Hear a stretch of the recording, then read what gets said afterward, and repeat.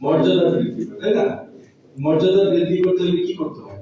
Number 1 হচ্ছে ভালোভাবে কাজ করতে হয়। নাম্বার 2 হচ্ছে এমন কিছু করে দেখাতে হয় যে না, এটা বাঙালিরা পারে, বাংলাদেশের মানুষ এটা পারে, এটা বাংলাদেশের মানুষ করেছে, বাংলাদেশিরা করেছে। এই উদ্দেশ্য নিয়ে কাজ করতে হবে। তো এই উদ্দেশ্য নিয়ে যদি আমরা কাজ করি, তাহলে বাংলাদেশের যদি মর্যাদা বৃদ্ধি পায়, তাহলে কিন্তু বাংলাদেশের আমরা যারা জনশক্তি আছে সেটা রপ্তানির পরিমাণ আরো বেড়ে যাবে।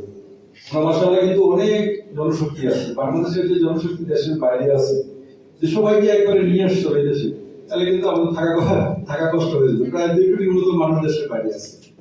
আমরা চাই আরো বেশি মানুষ বিদেশে যাক, আরো বেশি বাংলাদেশে মানে ফরেন রেমিটেন্স আসুক। আমাদের মিনিস্টার সাহেব বলেছেন যে গত দীর্ঘ সময়ের মধ্যে সবচেয়ে বেশি গত মাসে ফরেন রেমিটেন্স আসছে।